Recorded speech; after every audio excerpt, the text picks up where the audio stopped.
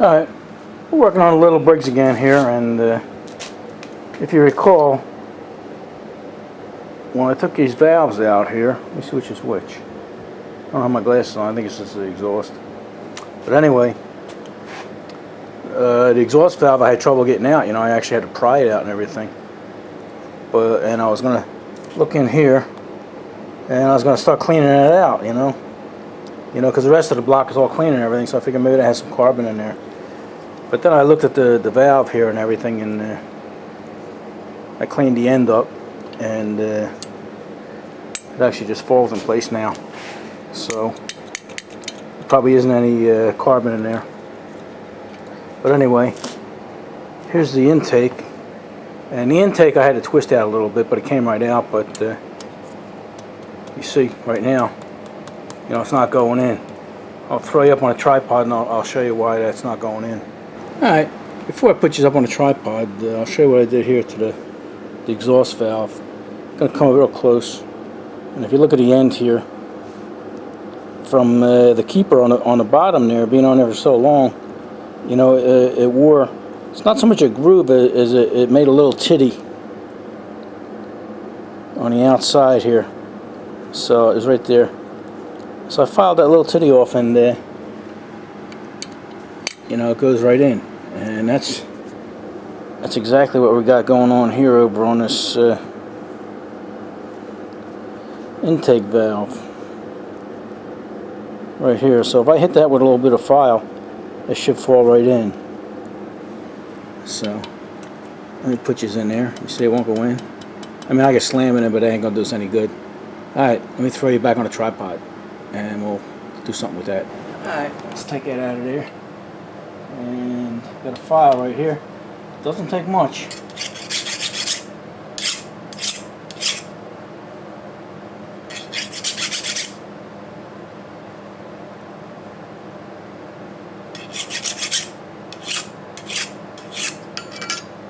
I might have it.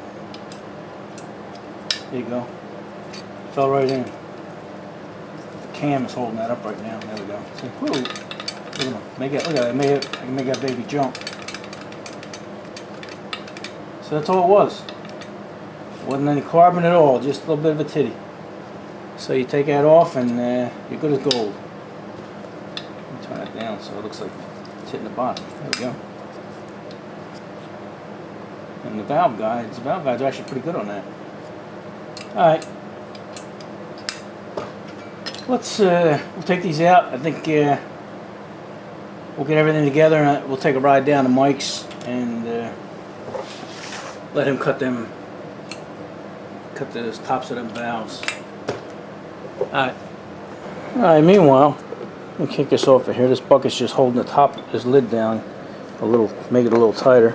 But what I did is I got us some vinegar here, just regular distilled white vinegar. I think it's Walmart. And I got it sitting in here. And we're going to leave it sit there overnight and see what it looks like. Don't think there's anything in there, but there you go. It's full of vinegar. Alright, we'll get back to you and we'll see what that looks like. Alright, we're over Mike's house here for engine day night. We got to do it during the day because he's working. He's on night shift right now. So we got a little dirt bike. Your tubes. And Mike is back here. Where's that? There he goes. He's way back here at the toolbox. But anyway, I brought the valves over here for this WI I'm working on. And Mike is going to cut them for me on this. How old is this, Mike? This thing's got to be from the 30s, right? 40s? I think it's even earlier than that. Wow. From the teens of the 20s. Really? Well, maybe 30s. I don't really know, but it's old. Yeah. The lighting's a little harsh here because Mike he's still waiting for the lights to come. He ordered, what, about a dozen of them or so? Yeah, it's like 14 or so lights, LED jobs to mount in here, so. So we gotta deal with what we gotta deal with. That's right. So Mike's gonna cut these valves for me. Let me turn my light on here. One of them, like I say, Mike, one of them, I think the one you got in the collet. Well, this one has a lot of wear on it. You see that? Yeah, that's the worst. Let me go grab a straight edge so we can actually see what it looks like. Yeah. Yeah, this one here has a little bit of pitting, but nothing that couldn't have been taken out by lapping. But this one here was pretty bad. So I'm gonna let him cut these down, and then we'll show them to you when we're done. Here's the block. I brought the block. I think Mike said he was gonna put these in. He's gonna lap and put them in and put everything together. So you know what you do when you got the best mechanic on the East Coast offering to do that? You let him do it. All right, go ahead, buddy. Alrighty. All right, I think I'll do a little before and after for you because show you how much that machine does. This here is the intake, and you can see the pitting I should say, instead of pitting. And this one here is the one. This is the one with the groove. And maybe from the side you can see a little how much grooved it is. So I'll let Mike do his job, and then we'll take a look at him when he gets done. All right, let's see how Mike did. This one was the intake, and did a nice job on that. And this was the exhaust. If I recall, the exhaust is the one that had the big groove in it. Oh, sorry about that. I was looking at myself. Sorry about that. Yeah, the exhaust turned out nice too. All right. I don't know what he's gonna do now. I think maybe he's gonna cut the seats in the block. So we'll film that for you. All right. Mike is just gonna clean these up a little. Actually, not too bad. There you go. Put a light on. Yeah, these aren't bad, but since we have the cutter, this cutter was given to me by our Australian buddy Crispy Spa, and we get a lot of use out of it. So Mike is he's got this all set up, so when he puts it in here, he just spin it and just clean it up ever so lightly. So, oops. Let me get out of his way and let him do his thing. Go ahead, buddy. All right. Yeah, Mike took the cam out and the tappets out, and he's going to lap them now, and then he'll put the cam back in and adjust them. All right, let's see what Mike has done over here. It looks like he cut the valves, cut the seats, and let me see. I'm trying to find some light here. Come on, focus in. I don't know if that's focused, but yeah, he lapped them in. Now you got a nice ring on them. And here's the other one. Yeah, I think on the exhaust you can see where the ring is not centered on the face, and that's, like I said, that's because that's sunk down quite a bit, but it'll be okay. It'll do the job. It's a Briggs. That's all. All right, keep going, buddy. All right. All right, Mike's putting the valves back in there. Yeah, he's got the little pin there. Let me see if I can zoom in there. Pretty dark. Gotta take that little pin and stick it in the hole. There we go. Yep. Good. You got both in, Mike? Yeah, look at that. All right. All right, Mike's got the valves in for me and everything. See if you can spin a can, buddy. There you go. There you go. Keep. If it does that, I'm in trouble. Spin the can. There we go. We got the other one open and closing. Okay. Yeah, it's pretty tough because the springs are pretty stiff. Yep. All right. All right. Well, if you guys want to see these valves getting cut and the seats getting cut, go over and check out Mike's channel. He probably have it up long before this. You know, I'll put a link in the description. So go over and check it out. It's pretty interesting. All right. I don't know how much more I have on this tape, but I'll check it out. And if it's a decent sized video, we'll leave it. And if not, maybe we'll add a little bit more. All right, what do you say, buddy? All right, see you, buddy. All right, let me see if I find Mike. Oh, there he is. Here he is. Thanks a lot, buddy.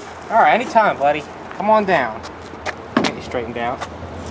All right, yeah, we're back from Mike's. It's actually the next day, and I cleaned the carburetor up a little bit, and I cleaned up real nice inside and out, so we're happy with that.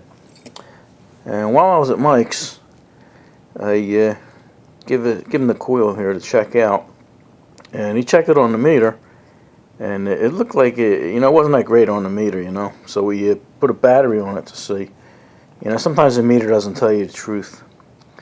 So we were able to get a spark out of it, but it wasn't that great. So we're not that optimistic about this.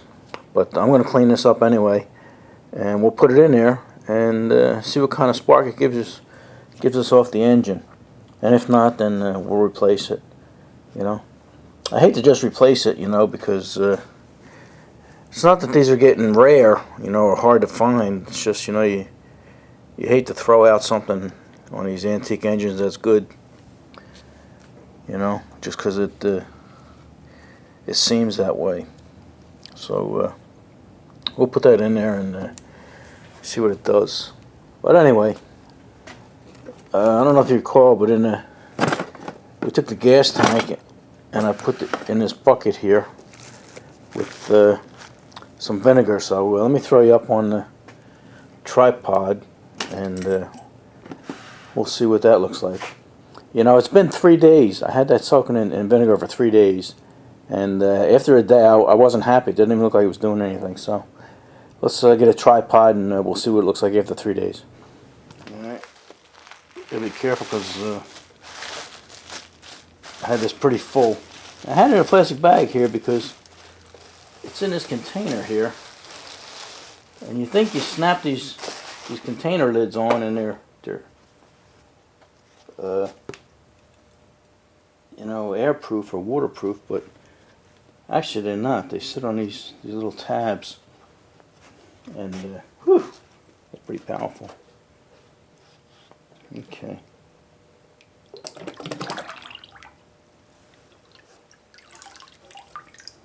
It appears to have done something, but like I say, I mean, here's some surface rust here,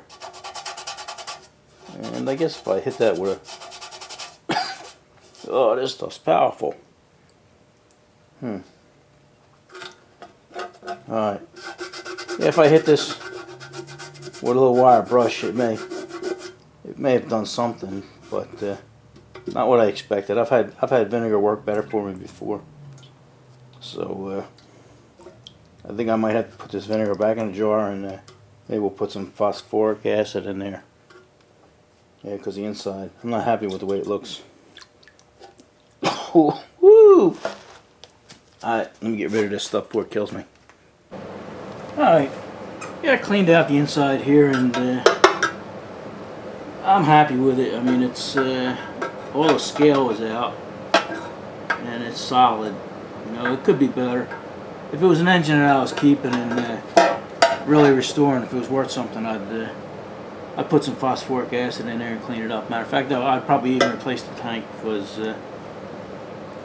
the more I look at it, you know, it's a solid tank, you know, as far as you know, being you know, squeezing and stuff. But the more I look at it and the closer I get, you know, it has like pinholes, like in the top here. There's a pinhole there. There's another pinhole there, and they're all over. So when you get a pinhole, you don't know where the next pinhole is going to come out. Matter of fact, there's even some back here. You still on camera? You still on view? There's a pinhole there, pinhole there. So what I'm going to do is, I think I'm going to encapsulate it in epoxy, you know, which is equivalent to when they put sealer in a tank. It's actually better, because when they put sealer in a tank, you can never get the inside of a gas tank. You can never get the rust out. And when you put the sealer in, you know, it's going to stay and it's going to stick, and it'll do that for maybe a year or two before it starts peeling, and then you really got trouble. But if I grind this down on the outside and seal it with some epoxy. Epoxy is impervious to gasoline, so if I do that, you know, then it may get another 5, 10, 20 years out of it, who knows, you know, but it'll make it useful. I probably won't show you me doing the body work on it, you know, that's you've seen that, or even taking the dents out. But maybe we will solder that, show you soldering that on, because that could be applied to any tank. Alright, so that's where we're at. Like I said, I mean, the tank is solid, but it does have issues, you know. And if this was an engine worth putting money into, you know, I'd replace the tank, but it's not going to cost me anything to fix, and I have nothing but time. So plus I enjoy that kind of stuff, bringing stuff back from the dead. So that's what we're going to do. Alright, so like I say, I'm not going to show you me doing the body work and everything. I might show it to you you know, after it's all sanded and encapsulated before we prime it or something. But for now, that's where we're at. So, what do you say? Enough of this? Alright, see you in the next one.